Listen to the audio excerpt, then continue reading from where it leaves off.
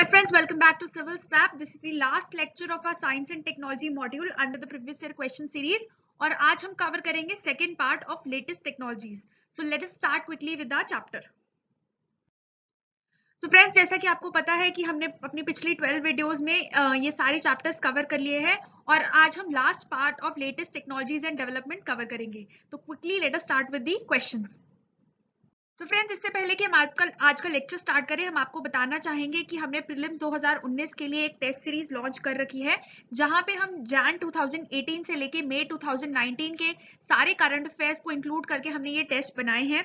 इन test को आप कोई भी 2 बैचेस में ले सकते हैं, या तो आप 10 ऑनलाइन टेस्ट सब्सक्राइब कर सकते हैं या फिर 5 ऑनलाइन टेस्ट की एक सीरीज सब्सक्राइब कर सकते हैं.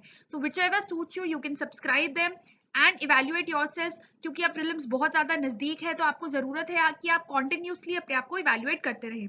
सो इस सीरीज को सब्सक्राइब करने के लिए आप नीचे जो डिस्क्रिप्शन दी गई है उस पे लिंक पे जाकर इसको सब्सक्राइब कर सकते हैं. So now let us start with the questions.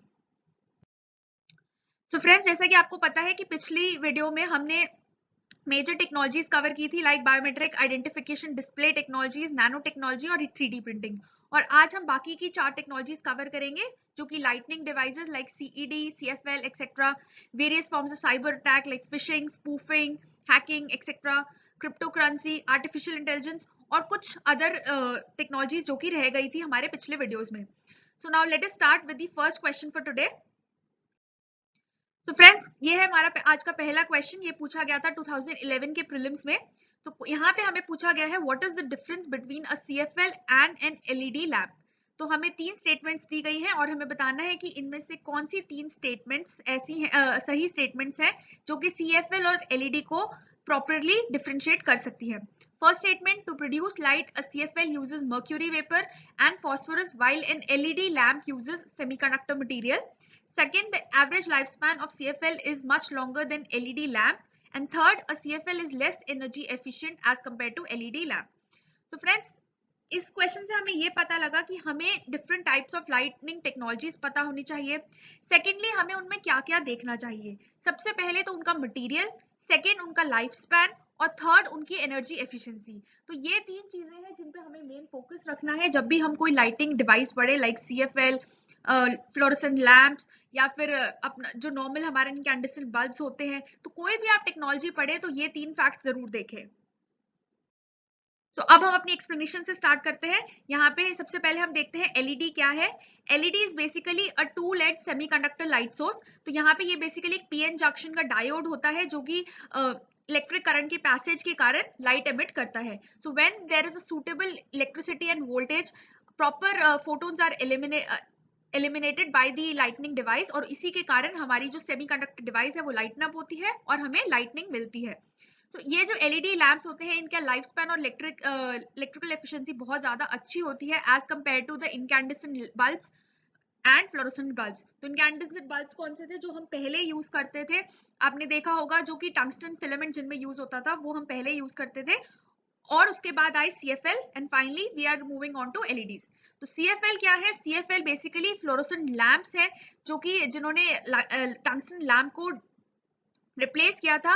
इनकी एडवांटेजेस या इनके कैरेक्टरिस्टिक्स की अगर हम बात करें तो सबसे पहली कैरेक्टरिस्टिक्स जो आपको पता होनी चाहिए रिगार्डिंग CFL वो ये कि जो CFL लैंप्स होते हैं वो बेसिकली यहाँ पे फ्लोरोसेंट मटेरियल को यूज करते हैं, इसलिए इनके अंदर कुछ टॉक्सिक मर्क्यूरी भी होता है.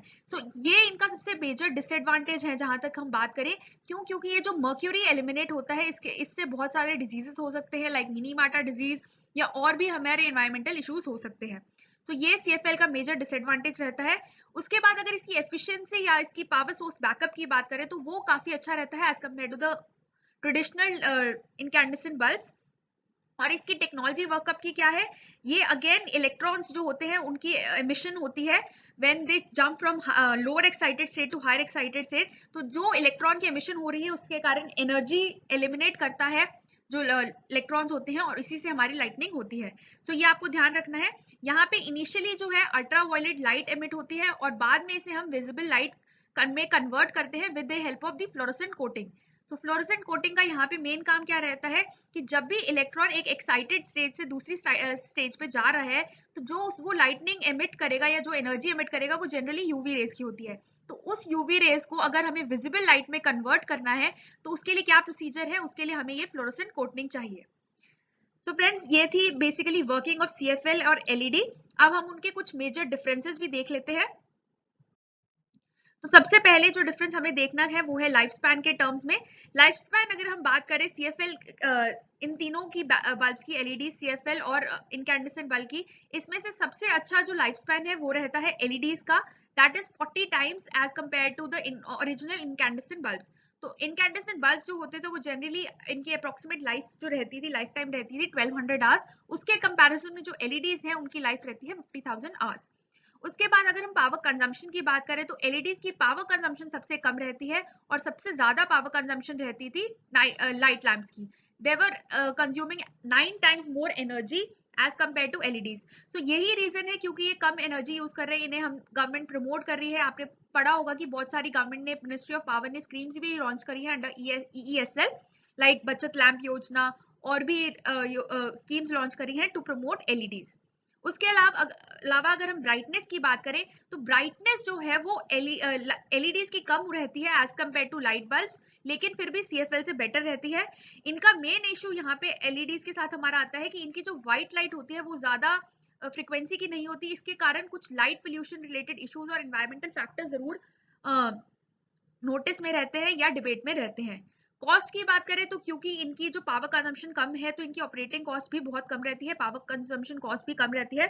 ओवरऑल इनकी जो कॉस्ट फैक्टर है वो बहुत कम रहेगा as compare to other bulbs. Toxicity या एनवायरमेंटल डैमेज की बात करें तो जो एलईडीज हैं उनमें कोई टॉक्सिकल कंपाउंड यूज नहीं होता, अनलाइक सीएफएल्स जिसमें एक टॉक्सिकल कंपाउंड यूज होता है जो कि मर्क्यूरी या फ्लोरोसेंट लैंप्स की वजह से होता है। उसके बाद अगर हम कार्बन डाई एमिशंस की बात करें तो वो जनरली हाई होंगी लाइट बल्ब्स में। क्यों? क्योंकि यहाँ पे एनर्जी भी ज्यादा एमिट हो रही है, कार्बन डाइऑक्साइड भी ज्यादा एमिट हो रही है। अगर हम हीट अप टाइम का बात करें, टर्निंग ऑन इंस्टेंटली की बात करें, तो हीट अप टाइम जो है वो सबसे कम रहता है एलईडीज का, उसके बाद इनकैंडेसेंट बल्ब्स का। लेकिन सीएफएल का जो लाइट अप टाइम होता है वो काफी ज्यादा हाई रहता है, तो इसलिए उनको वार्म अप होने में, हीट अप होने में काफी टाइम लगता है। सो ये कुछ मेजर डिफरेंसेस थे between LED, CFL and incandescent bulb, जो कि आज हमारे कॉमन लाइटनिंग डिवाइसेस हैं। Now let us try to answer the question that we started.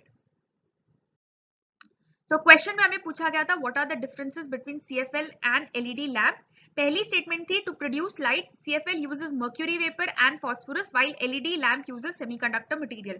तो ये स्टेटमेंट सही है। जो सीएफएल होते हैं वो मर्क्यूरी वेपर और फास्फोरस को यूज करते हैं। फास्फोर वो basically converting the UV to visible light and mercury vapour for electron excitement. तो ये स्टेटमेंट बिल्कुल सही है। नेक्स्ट स्टेटमेंट है average life span of CFL is much longer than LED lamp. तो ये स्टेटमेंट गलत है क्योंकि हमने अभी देखा था कि सीएफएल का जो लाइफ स्पैन है वो एलईडी से कम रहता है, एलईडी का लाइफ स्पैन सबसे ज्यादा होता है। थर्ड स्टेटमेंट है a CFL is less energy efficient as compare to LED lamp. तो ये स्टेटमेंट भी सही है, एनर्जी एफिशिएंसी में एलईडी सबसे ज्यादा अच्छे है। तो इसलिए हमारा जो आंसर है, क्योंकि यहाँ पे हमें करेक्ट स्टेटमेंट्स पूछे हैं, तो हमारा आंसर क्या होगा? हमारा आंसर होगा C, that is 1 and 3 only. Next question देखते हैं।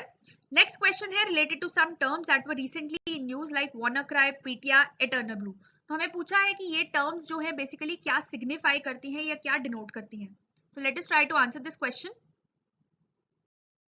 तो सबसे पहले हमें ये टर्म्स को देखना है। ये जो टर्म्स है बेसिकली न्यूज में रही थी, रिपीटेडली न्यूज में रही है in relation to cyber attacks. तो आपने देखा होगा कि इंडिया में जो साइबर अटैक्स है वो बहुत ज्यादा बढ़ गए हैं।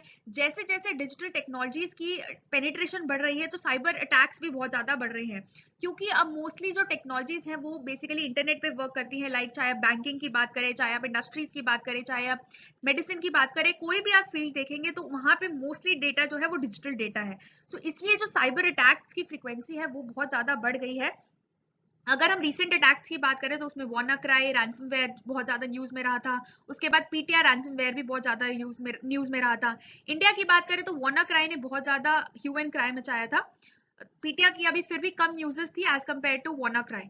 So let us see what is a cyber attack first. Cyber attack is basically an attempt to expose, alter, disable, destroy, steal or gain unauthorized access. तो यानी इनमें से अगर हम कोई भी चीजें हैं, या तो हमारी कोई एक्सपोजर है, सिर्फ हमारे ऊपर रिस्क है, प्लस या कोई कोशिश की जा रही है आपके ऊपर साइबर अटैक की, या फिर आपका कोई डेटा है वो स्टील हो रहा है, कोई आपको कोई एक्सेस आपके डेटा की तरफ आपका एक्सेस खत्म कर रहा है, ऐसा कोई भी एलिमेंट है अगर आपके ऊपर अटैक हो रहा है तो उसे हम कहते हैं कि ये साइबर अटैक है। तो क्योंकि ये जो अटैक है बेसिकली एक इंटरनेट मैकेनिज्म से होता है, इसलिए इसकी मेन बेनिफिट इस वॉरफेयर टाइप की रहती है कि ये बेसिकली एनोनिमस होता है। सो यहाँ पे हमारे लिए ढूंढना कि कौन सा क्रिमिनल है या कौन से सोर्स से ये अटैक हुआ है वो बहुत ज्यादा मुश्किल रहता है। सो साइबर अटैक्स की मेजर एडवांटेज यही रहती है कि यहाँ पे एनोनिमिटी मेंटेन रहती है। सो साइबर अटैक्स बढ़ने के कारण नई टर्म्स न्यूज में आ गई हैं like cyber warfare, cyber terrorism. तो आपको इन टर्म्स को भी ध्यान में रखना है कि साइबर अटैक बेसिकली आजकल एक वॉरफेयर का मैकेनिज्म हो गया है। अनलाइक द ट्रेडिशनल वॉरफेयर जो कि वेपन्स एंड आर्मरी से होता था, आजकल हम साइबर वॉरफेयर एज में पहुंच चुके हैं। So now let us see which are the common mechanisms of cyber attacks. तो सबसे ज्यादा कॉमन मैकेनिज्म्स की अगर हम बात करें साइबर वॉरफेयर की, वो रहता है वायरसेस। वायरसेस सबसे कॉमन रहता है। उसके बाद नेक्स्ट कॉमन मीडियम रहता है फिशिंग या स्पूफिंग। फाइनली उसके बाद वर्म्स, ट्रोजन्स, ईव्सड्रॉपिंग या डिनायल ऑफ सर्विस एक्ट। तो ये सब जो है ये कॉमन साइबर अटैक के मैकेनिज्म्स रहते हैं। सो अब हम इन कॉमन मैकेनिज्म्स को डिटेल में पढ़ते हैं। तो सबसे कॉमन टर्म्स जो रहती है रिलेटेड टू साइबर अटैक, सबसे पहली टर्म जो आपने सुनी होगी वो है malware. Malware basically a set of attacks हो सकता है। तो मैलवेयर जरूरी नहीं है कि एक ही टाइप का अटैक हो, इसमें बहुत सारे डिफरेंट अटैक्स जो आपके ऊपर हो सकते हैं। कोई भी मिलिशियस सॉफ्टवेयर अगर आपके सिस्टम को करप्ट करने की कोशिश कर रहा है, आपके सिस्टम को एक्सेस को डिनाई करने की कोशिश कर रहा है, तो वो सारे सॉफ्टवेयर को हम मैलवेयर कहेंगे। सो इस मैलवेयर अटैक में हो सकता है कि आपके सिस्टम में कोई वायरस आ जाए, वॉर्म्स आ जाए, ट्रोजन हॉर्सेस आ जाए, रैंसमवेयर आ जाए, स्पाईवेयर आ जाए।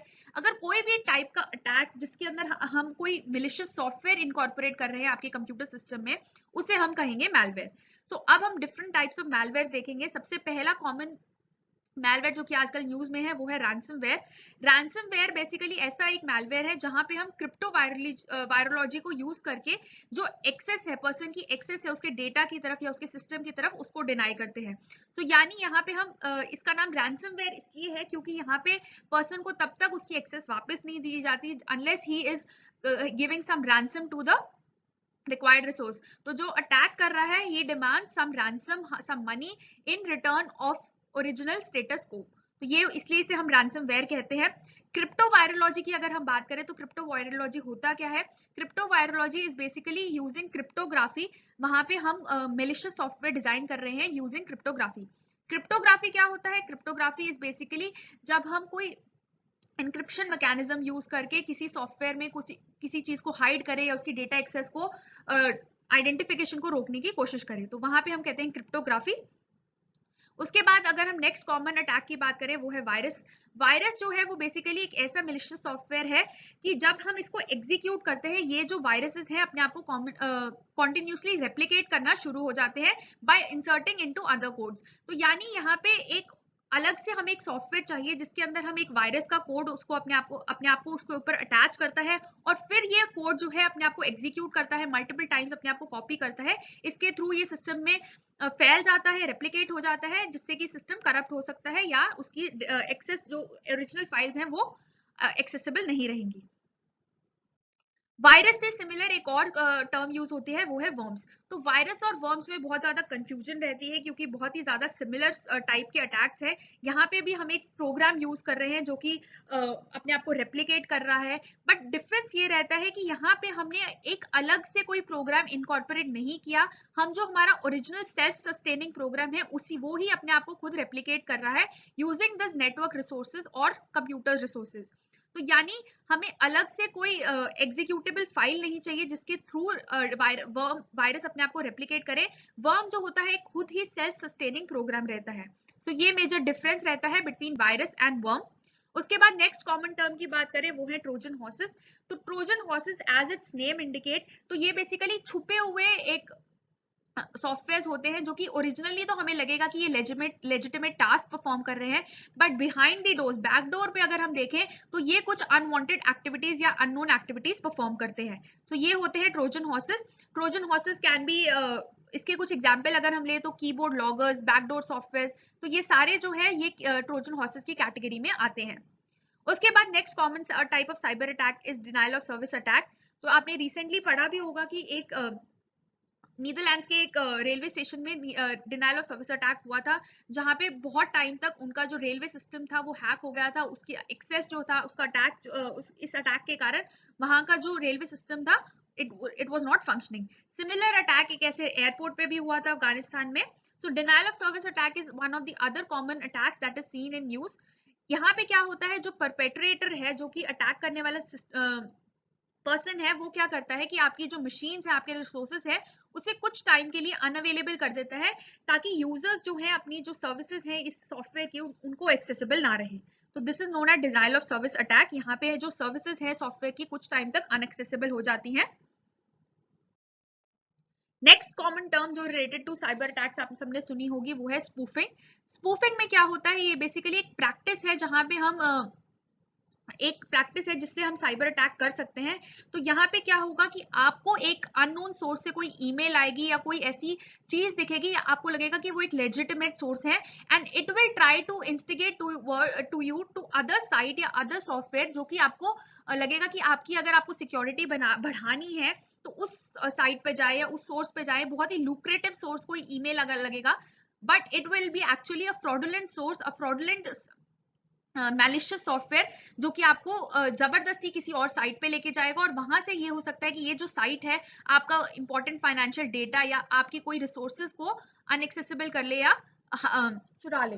तो यहाँ पे जो कॉमन बैंकिंग अटैक की अगर हम बात करें, जहाँ पे हम कहते हैं कि पासवर्ड स्निफिंग हो गई है या पासवर्ड आपका दूसरी साइट्स ने आपका पासवर्ड हैक कर लिया है, वहां पे ईमेल स्पूफिंग या और भी टाइप की जो स्पूफिंग टेक्निक्स होती हैं वो बहुत ज्यादा कॉमनली यूज होती हैं।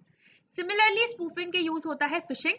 तो फिशिंग में भी अगेन यहाँ पे भी आपकी सेंसिटिव इंफॉर्मेशन को आपसे लेने के लिए आपको दिखाया जाएगा कि आपको बहुत ही ज्यादा लुक्रेटिव सोर्सेज, आपकी आइडेंटिटी को ऐसा दिखाया जाएगा कि आपको लगेगा कि कोई जो ईमेल आया है या कोई भी सोर्स से जो इन्फॉर्मेशन आई है वो बहुत ज्यादा लेजिटिमेट है, जैसे कि वो उनका लोगो यूज कर लेंगे, उनका जो वायरल वैलिड यूआरएल कोड आपको दिखेगा। सो आपको लगेगा कि ये जो ईमेल आई है बहुत ही ज्यादा वैलिड सोर्स है, इसलिए यहाँ से आप अपनी सेंसिटिव इन्फॉर्मेशन इस सोर्स पे दे देंगे, और फाइनली वहां से जो ये इन्फॉर्मेशन है वो नॉन ऑथेंटिकेटेड यूजर्स को पहुंच सकती है।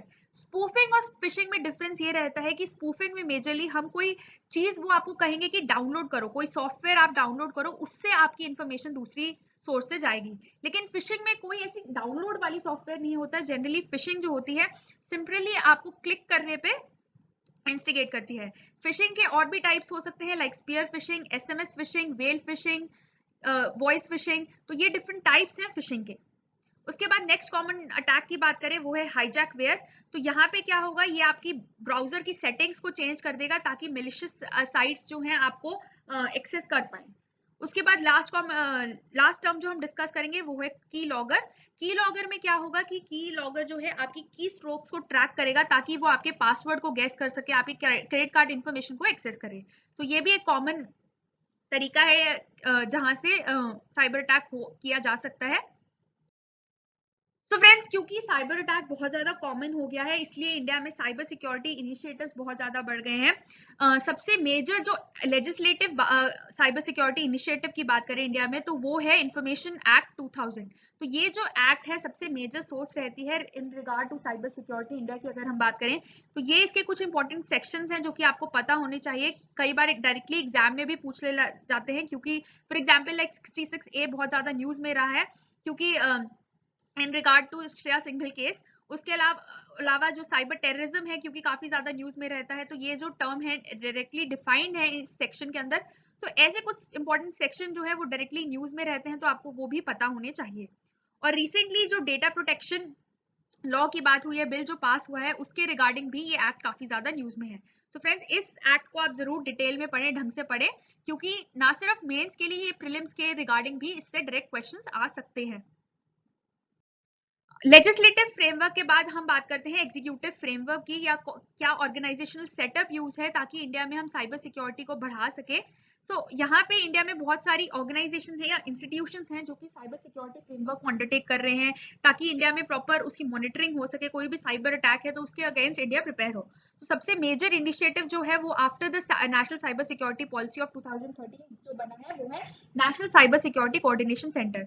तो ये जो सेंटर है ये बेसिकली हमारी सारी इंफॉर्मेशन को गवर्नमेंट और पब्लिक जो भी हमारी प्राइवेट सर्विसेज प्रोवाइडर है वो बेसिकली हमारे सारे डेटा को ट्रैक करते हैं ताकि कोई अनवांटेड अगर कोई मिलिशियस टेरर कम्युनिकेशंस हो सकती है उसके थ्रू इसको हम डिटेक्ट कर सकते हैं इस सेंटर के थ्रू।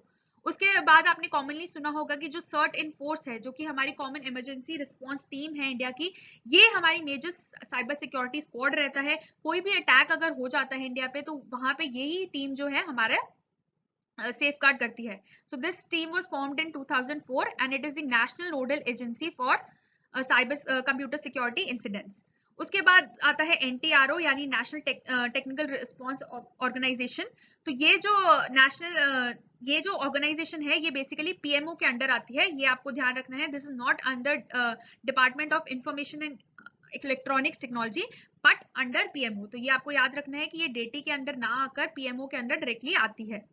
तो ये आपको ध्यान रखना है इसके बारे में। उसके बाद आता है NCIIPC यानी national critical information infrastructure protection centre. तो एज इसका नेम सजेस्ट करता है कि ये बेसिकली जो क्रिटिकल इंफ्रास्ट्रक्चर है इंडिया का उसको प्रोटेक्ट करती है। क्रिटिकल इंफ्रास्ट्रक्चर में क्या क्या टेक्नोलॉजीज आ सकती हैं, क्या क्या इंफ्रास्ट्रक्चर आते हैं, उसके अंदर आता है बैंकिंग सिस्टम्स, हमारी telecommunication systems, airway system, transport system. तो जो भी मेजर हमारा इंफॉर्मेशन सिस्टम है, क्रिटिकल इंफॉर्मेशन सिस्टम्स है, उसको ये प्रोटेक्ट करती है ये एजेंसी। ये जो ऑर्गेनाइजेशन है बेसिकली एक स्टैट्यूटरी ऑर्गेनाइजेशन है और इसे क्रिएट किया गया था अंडर द IT एक्ट 2000। उसके बाद हमारी जो लास्ट कॉमन एजेंसी रहती है न्यूज में वो है Indian cyber crime coordination centre I4C। ये भी काफी ज्यादा न्यूज में रहती है in relation to cyber security ventures और ये जो एजेंसी है ये MHA के अंडर आती है। सो फ्रेंड्स कोई भी अगर आप एजेंसी पढ़े वो जरूर देखें कि वो कौन सी मिनिस्ट्री या कौन सी ऑर्गेनाइजेशन उसकी नोडल एजेंसी है, कब वो फॉर्म हुई थी, क्या वो स्टैट्यूटरी है या नॉन स्टैट्यूटरी ऑर्गेनाइजेशन है। तो कुछ ऐसे फैक्ट्स को जरूर ध्यान में रखें। So friends, now let us try to answer this question. यहाँ पे हमें पूछा गया था the terms WannaCry, PET या Eternal Blue mentioned in news are related to. So friends, अभी हमने पढ़ा था जो WannaCry जो कि बहुत ज्यादा न्यूज में रही थी, it is basically a cyber attack. So इसका आंसर क्या होगा? C. Now let us move to the next question. Next question है रिलेटेड टू बिटकॉइंस यानी क्रिप्टो करेंसी जो कि एक कॉमन क्रिप्टो करेंसी है, आजकल न्यूज में बहुत ज्यादा रहती है। यहाँ पे उसके रिगार्डिंग हमें 3 स्टेटमेंट्स दी गई है और हमें पूछा गया है कि इनमें से कौन सी सही स्टेटमेंट्स हैं। सो पहली स्टेटमेंट है bitcoins are tracked by central banks of the countries.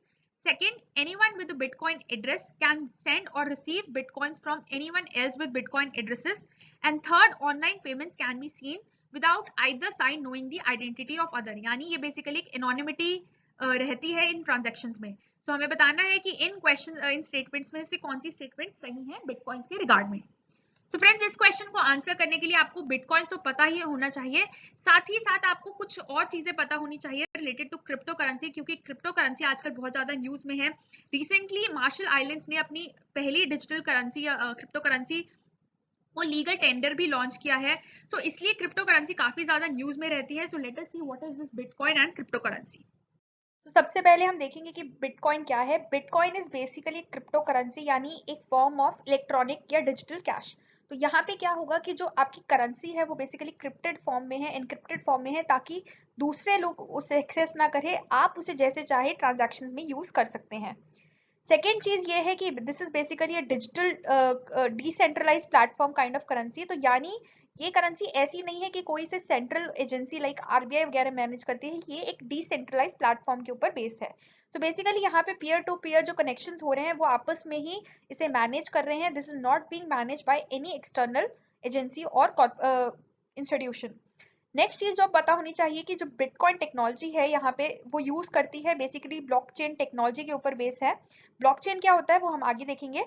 और बिटकॉइन को इन्वेंट किया था by an unknown Japanese person that is Satoshi Nakamota in 2009। So he was the person behind or the mind behind bitcoins. So now let us see what are the advantages and disadvantages of Bitcoin. Bitcoin जो है उसकी वही advantages या disadvantages रहती हैं जो कि एक नॉर्मल क्रिप्टो करेंसी की रहेंगी over the traditional paper currency. तो सबसे पहली मेजर एडवांटेज जो रहती है वो रहती है it is basically decentralize platform. Decentralize होने के कारण इसकी एडवांटेज यहाँ पे ये रहेगी कि कोई भी एक्सटर्नल एजेंसी इसे मैनिपुलेट नहीं कर पाएगी। फॉर एग्जाम्पल आपने देखा होगा कि आरबीआई जब भी रुपये की वैल्यूएट डिक्रीज करने लग जाती है तो उससे आर्टिफिशियली उसको इंक्रीज कर सकती है। मैनेज डर्टी फ्लोटिंग आपने कंसेप्ट पढ़ा होगा इन इकोनॉमिक्स, वो हो सकता है when the central agency is controlling a currency. तो डिसेंट्रलाइज होने के कारण यहाँ पे जो है करेंसी की एप्रिसिएशन या डेप्रिसिएशन सेंट्रल एजेंसी नहीं कर सकता, it can only be done by the market rates. So ये मेजर एडवांटेज रहती है by being a decentralised platform. उसके अलावा यहाँ पे पेमेंट की फ्रीडम रहती है, आप कितने भी अमाउंट को ट्रांसफर कर सकते हैं व्हेनेवर यू वांट, कोई टाइम रिस्ट्रिक्शंस नहीं है। लाइक नेफ्ट या अगर नेफ्ट या बाकी सिस्टम्स की बात करें तो वहां पे कुछ टाइमलाइन होती है कि तभी तक सिस्टम चलेगा, यहाँ पे ऐसी कोई रिस्ट्रिक्शन नहीं है, कंप्लीट फ्रीडम रहता है इन ट्रांजैक्शन मैकेनिज्म्स। उसके अलावा यहाँ पे जनरली जो ट्रांजैक्शन फी होती है वो बहुत कम या नेग्लिजिबल या जीरो ही रहती है।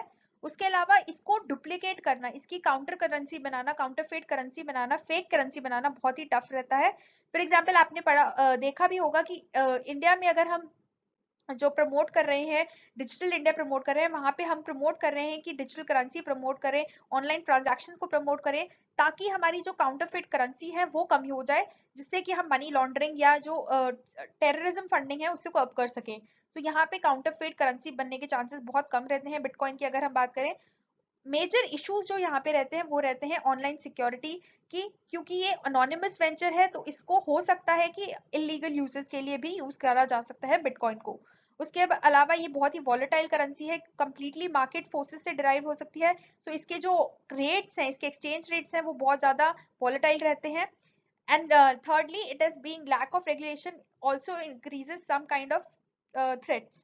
तो ये मेजर डिसएडवांटेजेस हैं और ये इसके कुछ एडवांटेजेस हैं। So now let us see some important terms related to bitcoin जो भी हमने पढ़ी हैं। सो फ्रेंड्स, अभी हमने देखा तो कि बिटकॉइन जो है वो बेसिकली एक डिजिटल करेंसी है या क्रिप्टो करेंसी है। डिजिटल करेंसी और क्रिप्टो करेंसी में जनरली बहुत ज्यादा कंफ्यूजन रहती है, दोनों को सिनोनिमस समझा जाता है, बट ये दोनों सिनोनिमस नहीं है। क्यों? क्योंकि क्रिप्टो करेंसी इज बेसिकली अ सब टाइप ऑफ डिजिटल करेंसी। तो जरूरी नहीं कि हर क्रिप्टो करेंसी डिजिटल करेंसी हो ही। डिजिटल करेंसी बेसिकली है क्या? डिजिटल करेंसी बेसिकली एक ऐसी करेंसी है जो कि एक फिजिकल फॉर्मेट में ना होके, पेपर या कॉइन फॉर्मेट में ना होकर डिजिटल फॉर्मेट में एग्जिस्ट करती है। For example in form of software data या जो भी हमारे सॉफ्टवेयर प्रोसेसेस होते हैं उसके थ्रू। तो ये हमारी एक इलेक्ट्रॉनिक फॉर्म की करेंसी रहती है। सो यहाँ पे क्योंकि एक इलेक्ट्रॉनिक फॉर्म की करेंसी है तो इसकी जो ये बेसिकली यहाँ पे बॉर्डरलेस रहती है, कभी भी कोई भी इसे यूज कर सकता है, कोई इसमें कंट्री वाइज कोई बैरियर नहीं आता। दूसरी चीज, इसमें इंस्टेंटेनियस ट्रांजैक्शंस होती हैं। क्यों? क्योंकि ये डिजिटल इंटरनेट मीडियम पे वर्क करती है, तो यहाँ पे टाइम लैग नहीं होता है ट्रांजैक्शंस में। तो आपने देखा होगा जो एनईएफटी वगैरह जो बाकी मीडियम्स होते हैं उनमें टाइम लैग रहता है, लेकिन ये जो जनरल एनईएफटी वगैरह बेसिकली वो ट्रांजैक्शन का मीडियम है, लेकिन वहां पे भी कुछ लैग रहता है। लेकिन डिजिटल करेंसीज जो कि आजकल यूज है लाइक बिटकॉइन वगैरह, तो उनमें कोई ट्रांसफर में लैग नहीं रहता, इंस्टेंटेनियस प्रोसीजर्स होते हैं। इनिशियली जब डिजिटल करेंसीज आई थी तो ये रिकॉग्नाइज नहीं की जाती थी कंट्रीज के द्वारा, तो सॉवरेन रिकॉग्निशन इन्हें नहीं मिलती थी। लेकिन आज की बात करें तो काफी सारी कंट्रीज ने इन्हें रिकॉग्नाइज करना शुरू कर दिया है। सबसे पहले जो ऐसी सॉवरेन कंट्री थी जिसने इसे लॉन्च किया था, ये अपनी खुद की क्रिप्टो करेंसी लॉन्च की थी, वो थी petro currency which was launch by Venezuela. तो Venezuela was the first country to launch its own crypto currency. उसके बाद रिसेंटली अगर हम मार्च 2018 की बात करें तो वहां पे मार्शल आइलैंड्स ने भी क्रिप्टो करेंसी की जो ट्रांजैक्शंस को है उसको लीगल टेंडर घोषित कर दिया था। लीगल टेंडर से हमारा मतलब होता है कि this will be counted as a correct medium for transactions, यानी a person can not deny the payment in this method. So ये होता है लीगल टेंडर का मतलब। और अगर हम रिसेंट की बात करें 2019 की बात करें तो वहां पे अभी यूएई का जो सेंट्रल बैंक है और सऊदी अरेबिया ने मिलकर एक अपनी खुद की inter bank digital currency launch की है, that is Aber. So these are some of the recent developments related to digital currency। अगर हम स्पेसिफिकली क्रिप्टो करेंसी की बात करें डिजिटल करेंसी में, तो क्रिप्टो करेंसी बेसिकली ऐसी डिजिटल करेंसी है जो कि ब्लॉकचेन टेक्नोलॉजी के ऊपर बेस होती है। तो सबसे पहले जो ये क्रिप्टो करेंसी, सबसे पहली जो क्रिप्टो करेंसी लॉन्च हुई थी वो हुई थी बिटकॉइन जिसे लॉन्च किया था 2009 में by an unknown person known as Satoshi Nakamoto. So इन्होंने पहली क्रिप्टो करेंसी को लॉन्च किया था। So friends, now let us see what is blockchain technology and cryptocurrency mining. ये बहुत ज्यादा कॉमन टर्म्स हैं जो कि क्रिप्टो करेंसी के रेफरेंस में हमने पढ़ी भी होंगी या सुनी भी होंगी। सबसे पहले ब्लॉकचेन टेक्नोलॉजी। ब्लॉकचेन टेक्नोलॉजी जो है वो बेसिकली एक ऐसी टेक्नोलॉजी है जिससे कि क्रिप्टो करेंसी की ट्रांजैक्शंस जो है वो रिकॉर्ड होती हैं। सो क्या होता है बेसिकली, एक जो ट्रांजैक्शन है उसको हर ट्रांजैक्शन का एक रिकॉर्ड या एक ब्लॉक क्रिएट हो जाता है। जब भी कोई नई ट्रांजैक्शन होती है तो इसका रिकॉर्ड जरूर क्रिएट होगा। सो ये जो रिकॉर्ड क्रिएट हो रहा है ये बेसिकली एक पब्लिक लेजर के फॉर्म में होता है। सो ये जो पब्लिक लेजर है ये इनकरप्टेबल रहता है, इसे कोई भी एक्सटर्नल सोर्स जो है वो हैक नहीं कर सकती, मैनिपुलेट नहीं कर सकती। क्यों? क्योंकि ये जो पब्लिक लेजर है वो डिसेंट्रलाइज्ड रहता है और इसकी जो कॉपीज होते हैं वो मल्टीपल होता है, तो इसे हैक करना या इसको मैनिपुलेट करना बहुत ज्यादा डिफिकल्ट रहता है। सो इसको समझने के लिए यहाँ पे आप इसकी वर्किंग देख सकते हैं। फॉर एग्जाम्पल, अगर कोई पर्सन है Alice, she wants to send some money to Ben via some crypto currency like bitcoin और एनीथिंग, तो वो क्या करेगी, whenever she wants to send this money to the other person, that is Ben, she will create a block for her transaction. तो जब भी कोई transaction होगी तो हर बार जब भी कोई नई ट्रांजैक्शन होगी एक ब्लॉक क्रिएट होगा। ये जो ब्लॉक है मल्टीपल जो भी डिवाइसेस हैं जो कि बिटकॉइन से रिलेटेड है या ब्लॉकचेन को यूज कर रही हैं, इस करेंसी को यूज कर रही है, वहां पे ये सारा जो डेटा है वो कॉपी हो जाएगा। अब क्योंकि ये जो ब्लॉक है ये मल्टीपल डेटा इसके कॉपीज बन चुके हैं तो इसको मैनिपुलेट करना या इसको रिमूव करना बहुत ज्यादा डिफिकल्ट हो जाएगा। सो इसलिए यहाँ पे जो ट्रांजैक्शन है उसकी ट्रांसपेरेंसी बहुत ज्यादा हाई लेवल की रहती है। Once this transaction is recorded on multiple devices, this block is finally added to the chain and then the person, उसके बाद क्या होगा कि ये मनी ट्रांसफर होगा and the other person can see it in her और hers wallet. तो जब ये पूरी ट्रांजैक्शन हो जाएगी उसके बाद ये पर्सन अपने वॉलेट में इस मनी को देख पाएगा। सो क्योंकि ओनली आफ्टर कंप्लीट ट्रांजैक्शन वो इस मनी को देख पाएगा, इसलिए ये बहुत ज्यादा सेफ रहती है और इसे मैनिपुलेट करना बहुत ज्यादा मुश्किल रहता है। नेक्स्ट चीज जो क्रिप्टो करेंसी के रिलेटेड आपको पता होनी चाहिए वो है क्रिप्टो करेंसी माइनिंग। तो जो क्रिप्टो करेंसी है वो बेसिकली कैसे क्रिएट होती है, हम जब भी नॉर्मल करेंसी की बात करते हैं, पेपर करेंसीज की बात करते हैं, तो वहां पे हम क्या करते हैं, कोई सेंट्रल बैंक होता है वो नोट्स इशू करता है या कॉइन्स इशू करता है। लेकिन क्रिप्टो करेंसी के लिए क्योंकि कोई सेंट्रल एजेंसी नहीं है इसे इशू करने के लिए, तो कौन इसे इशू करेगा या कौन इसे क्रिएट करेगा? So these currencies are basically created by mathematical algorithms. तो क्या होगा कि जब भी कोई नई बिटकॉइन या कोई नया क्रिप्टो करेंसी क्रिएट करनी होगी, so there would be an complex mathematical puzzle that needs to be solve, और उसकी सॉल्यूशन के बाद ही एक नया बिटकॉइन या एक नई करेंसी जनरेट होगी।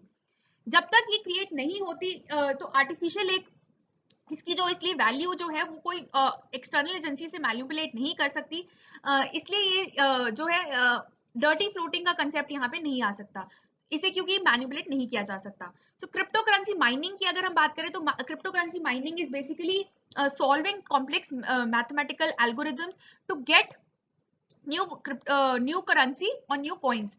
तो ये जो प्रोसेस है एक कॉइन को लेने का प्लस उस ट्रांजैक्शन की वेरिफिकेशन करने का और उसे ब्लॉकचेन में डालने का, this known as all thing is process is known as cryptocurrency mining. So this is basically a process in which transactions for various forms of cryptocurrency are verified and added. यानी पहले वो verify होगी और फिर add होगी। तो इस पूरे प्रोसेस को हम कहेंगे बिटकॉइन माइनिंग या क्रिप्टोकरेंसी माइनिंग। सो नाउ क्योंकि जो ब्लॉकचेन टेक्नोलॉजी है वो बेसिकली एक डेटा स्टोरेज का मेथड है, इसलिए सिर्फ इसकी जो एप्लीकेशन है वो सिर्फ फाइनेंशियल ट्रांजैक्शंस के ऊपर या सिर्फ करेंसी माइनिंग के ऊपर ही एस्टैब्लिश नहीं है, इसकी और भी ज्यादा बहुत सारे फीचर्स हैं। क्यों? क्योंकि इसके आप इसके पहले फीचर्स को देख लें ताकि आपको इसकी एप्लीकेशन समझ आए। तो सबसे पहले हम इसके फीचर्स की बात करते हैं। सबसे पहला फीचर हम आपको ऑलरेडी बता चुके हैं that this is very highly secured medium of transaction. उसके बाद इसमें ट्रांसपेरेंसी लेवल्स बहुत ज्यादा हाई रहते हैं। क्यों? क्योंकि एक एक्सटर्नल सोर्स इसे मैनिपुलेट नहीं कर सकता, इट इज पब्लिकली अवेलेबल, कभी भी कोई भी जाकर इस ट्रांजैक्शन को देख सकता है। उसके बाद ये बहुत ज्यादा ट्रेसेबल रहता है, इस ट्रांजैक्शन को हम कभी भी हमारी प्रॉपर ट्रैकिंग रहती है 24/7, तो इसे ट्रेसेबल रहता है।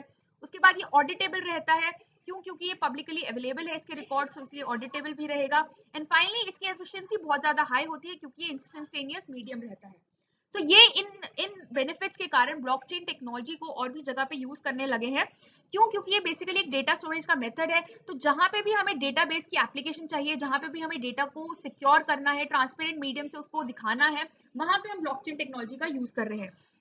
फॉर एग्जाम्पल जो आज के मीडियम्स की बात करें जहाँ पे ब्लॉकचेन को यूज किया जा रहा है, वो है to record voting database of country या डेमोग्राफी। उसके अलावा गवर्नमेंट सर्विसेज के लिए इसे बहुत ज्यादा प्रोवाइड किया जा रहा है। Different kind of government services में इसे प्रोवाइड किया जा सकता है। लाइक कुछ हमें डिस्ट्रीब्यूट करना है, कोई कोई हमें ट्रांसफर करने हैं पेमेंट्स किसी के बैंक अकाउंट में, तो वहां पे इसे यूज किया जा सकता है। उसके अलावा peer to peer lending systems में इसे यूज किया जा सकता है। इंटरनेट ऑफ थिंग्स में भी इसे यूज किया जा सकता है। क्यों? क्योंकि इंटरनेट ऑफ थिंग्स में जो डेटा रहता है वो बहुत ज्यादा हाई अमाउंट का डेटा रहता है। वहां पे डिफरेंट डिवाइसेस जो है वो आपस में इंटरेक्ट कर रही है, कॉन्टिन्यूसली डेटा एक्सचेंज कर रही है, तो वहां पे भी ब्लॉकचेन टेक्नोलॉजी यूज होती है। उसके अलावा ट्रांसपोर्टेशन मैकेनिज्म की बात करें या predictive platforms like gaming platforms की बात करें, वहां पे भी हम ब्लॉकचेन टेक्नोलॉजी को यूज कर सकते हैं। तो ये सारी डिफरेंट एप्लीकेशंस रहती हैं ब्लॉकचेन टेक्नोलॉजी की, जो कि आपको पता होनी चाहिए। So now let us try to answer this question. यहाँ पे हमें बिटकॉइन के रेफरेंस में 3 स्टेटमेंट्स दी गई थी और हमें पूछा था कि कौन कौन सी स्टेटमेंट सही है।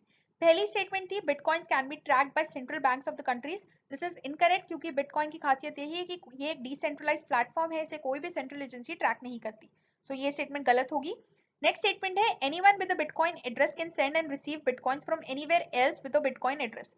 तो बिटकॉइन की यही खासियत है कि कोई भी कभी भी किसी को भी बिटकॉइंस भेज सकता है, being anonymous, just he needs the bitcoin address। तो ये स्टेटमेंट भी सही है। Third statement online payments can be sent without either sign knowing the identity of the other.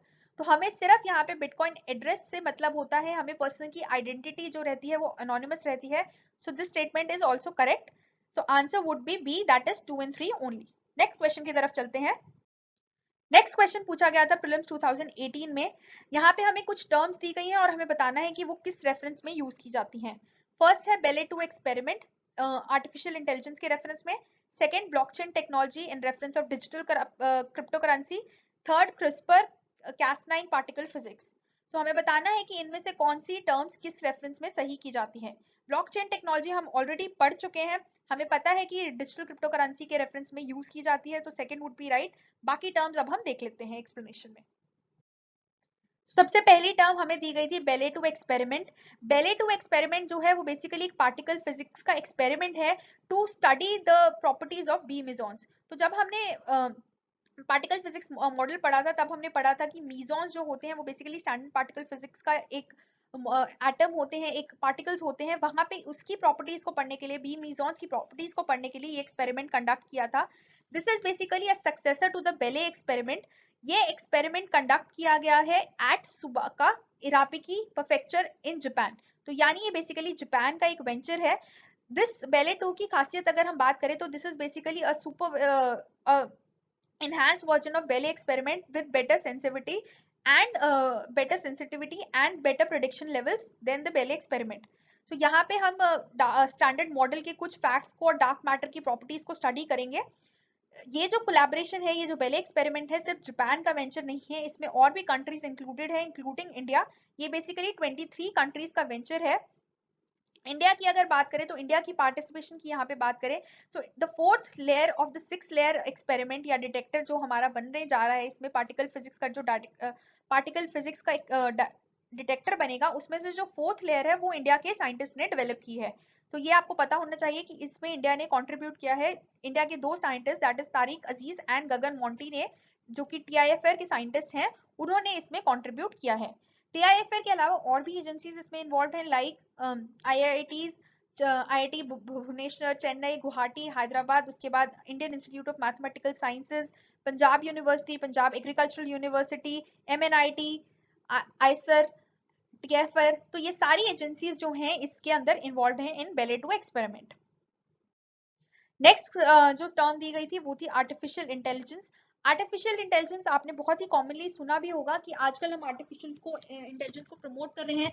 NITI Aayog ने रिसेंटली एक स्ट्रैटेजिक पेपर भी निकाला था on usage of artificial intelligence. So artificial intelligence है क्या? This is basically a branch of computer science, जहां पे हम कंप्यूटर्स को खुद इंटेलिजेंट बना रहे हैं, खुद एक उनके अंदर ब्रेन दे रहे हैं आर्टिफिशियली, ताकि वो अपने डिसीजंस खुद कर पाएं और अपने खुद इस जो भी डेटा उनको मिल रहा है उसे प्रोसेस करके अपनी इंस्ट्रक्शंस को परफॉर्म कर सकें। सो यहाँ पे हम बेसिकली कंप्यूटर्स को एक इंडिपेंडेंसी देने की कोशिश कर रहे हैं। This term artificial intelligence was coined in 1956 bye John McCarthy who was a MIT professor. तो उन्होंने इस टर्म को सबसे पहले कॉइन किया था। आर्टिफिशियल इंटेलिजेंस की सक्सेस की बात करें तो कैसे ये जो इंटेलिजेंस है कंप्यूटर्स में इनकॉर्पोरेट की गई है, सबसे कॉमन जो सक्सेस इसका देखा गया है वो देखा गया है इन डीप ब्लू, जो कि एक IBM का सुपर कंप्यूटर है। This computer has successfully defeated a person Garry Kasparov in a chess match. तो he was supposed to be the biggest chess master in the world, और उन्होंने this is a Deep Blue computer ने जो है इस person को defeat कर दिया है। So this has proved that Deep Blue has achieve more intelligence rather than a human intelligence. So जो ह्यूमंस का जो ब्रेन था उससे बेटर प्रोसेसिंग टेक्निक्स हो सकती हैं with artificial intelligence. Similar experiment was scene AlphaGo also. India की अगर हम बात करें तो इंडिया भी is fastly promoting artificial intelligence and it's task force. Recent इसी के कारण एक AI टास्क फोर्स भी तैयार की गई थी इंडिया के द्वारा, जिसके हेड थे वी कामाकोटी। उसके अलावा Niti Aayog and IBM have partnered to develop a crop yield prediction model, ताकि हम रियल टाइम एडवाइजरी दे सके फार्मर्स को। उसके अलावा नीति आयोग ने माइक्रोसॉफ्ट के साथ भी कोलैबोरेट किया है ताकि to detect diabetes in early detection of diabetes. तो ये कुछ वेंचर्स हैं जो कि AI के इंडिया में चल रहे हैं। इसके अलावा भी और बहुत सारे इनिशिएटिव्स चल रहे हैं, क्योंकि AI को हम बहुत ज्यादा फील्ड्स में यूज कर सकते हैं। इसकी जो प्रिडिक्टिव मॉडलिंग टेक्निक्स हैं उसे हम हर फील्ड में यूज कर सकते हैं, like medicine, agriculture. So now let us see what are its applications. AI की एप्लीकेशन की बात करें तो वो हम उसे डिफरेंट लैंडस्केप्स में यूज कर सकते हैं, चाहे वो कंप्यूटिंग न्यूरल नेटवर्क्स की बात करें, चाहे वो for example natural language processing की बात करें। उसके अलावा उसे हम साइबर सिक्योरिटी वेंचर्स में भी यूज कर सकते हैं to predict a cyber attack. उसके बाद रोबोटिक्स में भी हम इसे यूज कर सकते हैं, सर्जिकल रोबोट्स इससे तैयार किए जा सकते हैं इन मेडिकल फील्ड्स। नेक्स्ट इसकी बात करें तो गेमिंग प्लेटफॉर्म्स के लिए हमने यूज किया है इसे। फॉर एग्जांपल आपने देखा होगा कि डीप ब्लू ने जो गैरी कैस्परोव थे उनको डिफीट किया था चेस में। सो गेमिंग में भी इसे यूज किया जा सकता है। तो उसके अलावा अगर इसमें बात करें तो चैटबॉट्स में इसे यूज किया जा रहा है, न्यूरल नेटवर्क्स में इसे यूज किया जा रहा है, मशीन लर्निंग और डीप लर्निंग के लिए भी इसे यूज किया जा सकता है, ताकि ये खुद ही लर्निंग कर सके और उस बेसिस पे डिसीजंस ले सके। सो इन सारी जो इसके आर्टिफिशियल इंटेलिजेंस के ये यूजेस हैं, पैटर्न रिकॉग्निशन, न्यूरल नेटवर्क्स, इन यूसेजेस के कारण इसे डिफरेंट फील्ड्स में यूज किया जा रहा है। So now let us see the next term that is given in the question, that is the CRISPR technology. CRISPR basically stands for clustered regularly interspaced short palindromic repeats. Palindromic repeats का मतलब होता है कि अगर कोई sequence है जिसमें front और बैक से वो दोनों सीक्वेंस सेम है, फॉर एग्जाम्पल ABA, चाहे आप इसे यहाँ से पढ़ें चाहे आप इसे यहाँ से पढ़ें, ये दोनों सीक्वेंसेस जो हैं वो सेम है। So this is known as palindromic sequence. So ऐसी शॉर्ट पैलिंड्रोमिक रिपीट्स जो कि कॉन्टिन्यूसली रिपीट होते हैं DNA कोड्स में, अगर कोई भी ऐसी कोड्स हैं जैसे कि ATGC का कोई भी ऐसा कोड है प्रोटीन्स का जो कि कॉन्टिन्यूसली रिपीट हो रहा है, सो उन कोड्स के थ्रू हम उनको एक्सट्रैक्ट करके उनकी कोडिंग को चेंज करके हम कुछ जेनेटिक मैनिपुलेशंस कर सकते हैं। सो जो ये Cas9 प्रोटीन है, ये basically this is used to extract और मैनिपुलेट द जीन्स। तो यहाँ पे हम इन रिपीट्स को मैनिपुलेट करते हैं with the help of this protein. So this is basically a gene manipulating और जीन कोड एडिटिंग टेक्निक। उसके बाद आपको ये पता होना चाहिए कि इसकी एप्लीकेशन कहाँ है। इसकी एप्लीकेशन है to correct the genetic defects, treat and prevent diseases and improving crop. यानी एग्रीकल्चर बायोटेक्नोलॉजी में इसकी एप्लीकेशन है, जेनेटिक इंजीनियरिंग में इसकी बेनिफिट है, और डिजीज की पैथोलॉजी में भी इसकी कुछ एप्लीकेशंस रहती हैं। उसके बाद बेसिकली CRISPR-Cas9 टेक्नोलॉजी है क्या? This is basically a cut and paste mechanism of DNA that contains genetic information. यानी एक DNA की सीक्वेंस है, वहां पे हम कुछ सेक्शन को कट करके उसमें से जो ये पैलिंड्रोमिक सीक्वेंस है इसको कट करके रिप्लेस करेंगे किसी और एनिमल या किसी और ऑर्गेनिज्म, प्लांट के जीन से, जो कि हमारे लिए बेनिफिशियल हो सकता है। सो यहाँ पे हम जीन को मैनिपुलेट कर रहे हैं with a cut and paste technology. तो यहाँ पे ये जो Cas9 प्रोटीन है ये क्या करता है, ये बेसिकली एक सिजर की तरह एक्ट करता है, जो बेसिकली हमारी एक लोकेशन को कट ऑफ करने के लिए इस टारगेट प्रोटीन को उस सीक्वेंस तक जाने के लिए हेल्प आउट करता है। सो यहाँ पे आपको अच्छे से इसकी वर्किंग भी दिखाई है। सो बेसिकली ये एक Cas9 प्रोटीन है, ये बेसिकली इस प्रोटीन की हेल्प से हमने इस सीक्वेंस को टारगेट किया है और यहाँ पे हमने एक कट लगाया है। फिर कट लगाने के बाद यहाँ पे हमने इस Cas9 प्रोटीन की हेल्प से जो हमारी प्रोग्राम डीएनए सीक्वेंस है या जो हमारी टारगेटेड डीएनए सीक्वेंस है उसको इंसर्ट किया है। So this is how the CRISPR Cas9 technology works. So now let us try to answer the question. सबसे पहली स्टेटमेंट थी हमें 3 पेयर्स दिए गए थे, हमें बताना था कि इनमें से कौन से पेयर्स जो हैं वो करेक्टली मैच्ड हैं। सबसे पहला पेयर था बेले 2 एक्सपेरिमेंट। सो ये जो बेले 2 एक्सपेरिमेंट था ये बेसिकली एक पार्टिकल फिजिक्स का एक्सपेरिमेंट था, not related to artificial intelligence, तो ये गलत है। उसके अलावा ब्लॉकचेन टेक्नोलॉजी जो है वो क्रिप्टो करेंसी से या डिजिटल करेंसी से रिलेटेड है, तो ये पेयर जो है करेक्ट है। उसके बाद ही हमारी CRISPR-Cas9 technology. CRISPR-Cas9 is basically related to biotechnology और genetic engineering, not particle physics. तो ये जो है ये गलत है, इसलिए हमारा जो आंसर होगा वो होगा B, that is 2 only. Next question की तरफ चलते हैं। नेक्स्ट क्वेश्चन है रिलेटेड टू प्रोजेक्ट लून। ये भी काफी ज्यादा न्यूज में रहा है, हमें बताना है कि ये जो प्रोजेक्ट लून है ये किससे रिलेटेड है। This is basically waste management technology, wireless communication technology, solar power production technology या water conservation technology. So let us see what is this project Loon. Project Loon जो है बेसिकली एक बलून रिलेटेड एक interface है जो कि internet connection provide करने के लिए किया जा रहा है।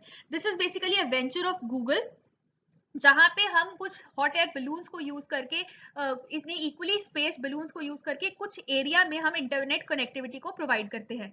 सो यहाँ पे इसका जो डायमीटर रहता है, इस एरिया का जो रहता है वो जनरली 40 किलोमीटर तक रहता है और ये बेसिकली एक वायरलेस कम्युनिकेशन टेक्नोलॉजी है। सो ये जो वायरलेस कम्युनिकेशन टेक्नोलॉजी है ये LTE के ऊपर बेस्ड है और LTE क्या है ये हम पिछले लेक्चर्स में पढ़ चुके हैं। सबसे पहले इस प्रोजेक्ट लून को लॉन्च किया था न्यूजीलैंड में और इंडिया में भी इसको अब लॉन्च करने की तैयारी की जा रही है। Google is in talks with Indian government to launch it in India.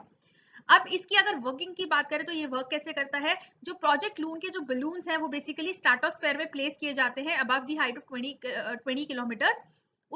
ये जो है ये बेसिकली ये जो प्रोजेक्ट लून के जो बलून्स हैं ये बेसिकली सॉफ्टवेयर एल्गोरिथम्स को यूज करके बेसिकली कम्युनिकेशन नेटवर्क्स को प्रोवाइड करते हैं। सो यहाँ पे बेसिकली जो इसकी पावरिंग सिस्टम है कि ये कैसे डिजाइन होता है वो बेसिकली कंप्लीटली सोलर पैनल्स के ऊपर बेस्ड है, क्योंकि ये बेसिकली एटमॉस्फेयर में तो है, इसलिए हम इसमें कोई बैटरी नहीं यूज करके हम सोलर पैनल्स को यूज कर रहे हैं ताकि इसे रिन्यूएबली रिचार्ज किया जा सके और आर्टिफिशियल सोर्स की जरूरत ना पड़े। सो क्योंकि ये सन से चार्ज होते हैं तो इसे फ्रीक्वेंटली इसकी बैटरीज को चेंज करने की जरूरत नहीं पड़ती, इनमें ऑटोमेटिकली रिचार्ज किया जा सकता है। सो ये इसका मेजर एडवांटेज है प्रोजेक्ट लून का। This is completely a renewable energy based device. Next जो सिमिलर एक प्रोजेक्ट लून से एक और टेक्नोलॉजी है जो कि हम रूरल एरियाज में कनेक्टिविटी प्रोवाइड करने के लिए यूज कर रहे हैं, जो रिमोट एरियाज हैं उनको वहां पे कनेक्टिविटी प्रोवाइड करने के लिए यूज कर रहे हैं, वो है वाइटफाई टेक्नोलॉजी। वाइटफाई जो टेक्नोलॉजी है ये माइक्रोसॉफ्ट का वेंचर है। अनलाइक प्रोजेक्ट लून जो कि गूगल का वेंचर था, यहाँ पे माइक्रोसॉफ्ट जो है वो वाईफाई कनेक्टिविटी देने की कोशिश कर रही है टू अनएक्सेसिबल एरियाज और रूरल एरियाज। सो वाइटफाई जो माइक्रोसॉफ्ट है it is also in talks with IIT Bangalore के साथ कॉन्टैक्ट्स में है ताकि वाइटफाई को लॉन्च कर सके इंडिया में। वाइटफाई की अगर हम टेक्नोलॉजी की बात करें या कैरेक्टरिस्टिक्स की बात करें तो ये कंप्लीटली डिफरेंट है प्रोजेक्ट लून से।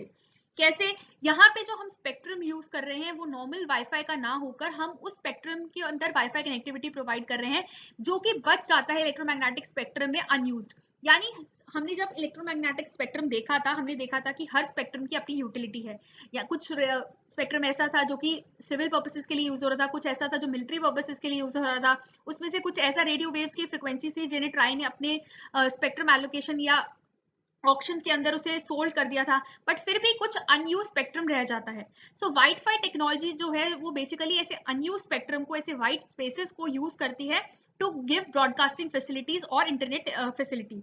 सो इंडिया की अगर हम बात करें तो इंडिया में जो माइक्रोसॉफ्ट है it is in talks of using 200 to 300 megahertz spectrum to provide this white fi technology. So this is what white fi is all about. So now let us try to answer the question. Project Loon is related to, हमें बताना है कि Project Loon किससे related है. So Project Loon is basically a wireless communication technology. इसका answer होगा B. Next question की तरफ चलते हैं. So friends, this is the last question for today. ये पूछा गया था prelims 2017 में. What is the purpose of evolved laser interferometer space antenna project? तो यहाँ पे हमें पूछा गया है कि ELISA यानी evolved laser interferometer space antenna जो है वो किससे related है. First, to detect neutrinos, to detect gravitational waves. Third, to detect effectiveness of missile defense system. या fourth, to study the effect of solar flares on our communication system. So let us see what is ELISA. ELISA जो है वो basically European space agency का एक venture है जहां पे वो ग्रेविटेशनल वेव्स को स्टडी करने के लिए यूज किया जा रहा है. सो ग्रेविटेशनल वेव्स होती क्या है? ग्रेविटेशनल वेव्स बेसिकली एक स्पेस टाइम क्वाड्रपल में कुछ वेव स्पेस टाइम की एक वेव्स होती हैं जो कि उनकी इंटरेक्शन से बनती हैं. स्पेस टाइम क्वाड्रम की अगर हम बात करें तो वो होती हैं ग्रेविटेशनल वेव्स. सबसे पहले इन ग्रेविटेशनल वेव्स को प्रिडिक्ट किया था एल्बर्ट आइंस्टाइन ने, और recently with help of this Lisa experiment in gravitational waves को कंफर्म किया गया है. सो लीजा जो है वो बेसिकली एक स्पेस बेस्ड कॉन्सेप्ट है, स्पेस कॉन्स्टलेशन बेस्ड एफर्ट है यूरोपियन स्पेस एजेंसी का. इनिशियली इसमें नासा भी इन्वॉल्व थी, लेकिन 2011 में जो नासा ने है it withdrew it's funding and participation. उसके अलावा लीसा की अगर हम बात करें तो लीसा में जो मेन इक्विपमेंट है जो कि डिटेक्ट कर रहा है ग्रेविटेशनल वेव को वो है LISA Pathfinder, and it was launched in 2015. इसके अंदर बेसिकली एक सिंगल स्पेसक्राफ्ट है जिसके अंदर लीजा इंटरफेरोमीटर है और उसकी डिफरेंट आर्म्स हैं जो कि 3 लोकेशन पे बेस्ड हैं, और इन तीनों की इंटरेक्शन से एक कोलिजन की जाती है और इन कोलिजन्स की हेल्प से स्पेस वेव्स को जनरेट किया जाता है और डिटेक्ट किया जाता है. सो यहाँ पे दिया गया है कि ग्रेविटेशनल वेव्स क्या है, हम आपको पहले ही बता चुके हैं. These are basically ripples in space time quadrum, और सबसे पहले इसको जो डिटेक्ट किया था या प्रिडिक्ट किया था वो किया था Albert Einstein in his relativity theory. उसके बाद जो एल्बर्ट आइंस्टाइन के बाद की बात करें तो इसे रिसेंटली कंफर्म किया गया था इन द लीसा एक्सपेरिमेंट, और इसकी कंफर्मेशन के लिए ही नोबेल प्राइज दिया गया था in 2017 to the physicist who were involved in its confirmation of this gravitational waves, to Rainer Weiss, Kip thorn and बैरी बारिश. तो इनकी डायरेक्ट डिटेक्शन के लिए इन्हें नोबेल प्राइज भी दिया गया था रिसेंटली. सो इंडिया की अगर हम बात करें तो ग्रेविटेशनल वेव्स कैसे इंपॉर्टेंट है, इंडिया ने भी ग्रेविटेशनल वेव्स की इंपॉर्टेंस को देखते हुए, इसकी साइंस में पार्टिकल फिजिक्स में इसकी इंपॉर्टेंस को देखते हुए इसके लिए ग्रेविटेशनल वेव ऑब्जर्वेटरी बनाने की मंजूरी दे दी है गवर्नमेंट ने. दैट विल बी इंडिको और Indian initiative in gravitational wave observation. तो ये बेसिकली एक कंसोर्टियम होगा जहां पे फिजिस्ट एक ऑब्जर्वेटरी के थ्रू ग्रेविटेशनल वेव को डिटेक्ट करेंगे. ये जो ऑब्जर्वेटरी है ये लोकेटेड होगी इन महाराष्ट्र इन हिंगोली डिस्ट्रिक्ट. जो ये प्रोजेक्ट है बेसिकली एक एल शेप प्रोजेक्ट होगा जिसके अंदर 3 जो ऐसे ऑब्जर्वेटरीज हैं वो तैयार की जाएंगी, जिसमें से 2 ऑब्जर्वेटरीज ऐसी हैं जो कि यूएस में है. One will be in Hanford in Washington and other will be in Livingston in south eastern USA. तो ये 3 आर्म्स हैं, इसमें से एक आर्म जो है वो इंडिया में इसकी बनेगी और बाकी की 2 आर्म यूएस में बनेगी. इस प्रोजेक्ट के थ्रू हम अगेन ग्रेविटेशनल वेव्स को जनरेट करेंगे, उसको डिटेक्ट करेंगे और उसकी प्रॉपर्टीज को स्टडी करेंगे. इसमें कौन कौन से इंडिया की अगर हम बात करें, इस लिंको इंडिया कंसोर्टियम की बात करें तो कौन कौन से इंस्टीट्यूट्स इसमें इन्वॉल्व हैं. इसमें 3 इंस्टीट्यूट्स इंडिया के तरफ से इन्वॉल्व हैं. वो है institute of plasma research Gandhinagar, IUCAA Pune and Raja Ramanna centre for advance technology that is in Indore. तो ये तीनों सेंटर्स जो हैं वो बेसिकली इस लीगो इंडिया कंसोर्टियम को लीड कर रहे हैं इंडिया की तरफ से. सो अब हम इस क्वेश्चन को आंसर करते हैं. ELISA प्रोजेक्ट किस पर्पस के लिए बना था? Firstly, to detect neutrinos. Second, to detect gravitational waves. Third, to detect effectiveness of missile defense system. And fourth, to study the effect of solar flares on a communication system. So इसका answer होगा B, that is to detect gravitational waves. So friends, ये कुछ important questions थे जो कि आपको पता होने चाहिए, कुछ important terminologies, concept, technologies जो कि आजकल बहुत ज्यादा न्यूज में है. So friends, that was all related to science and technology module.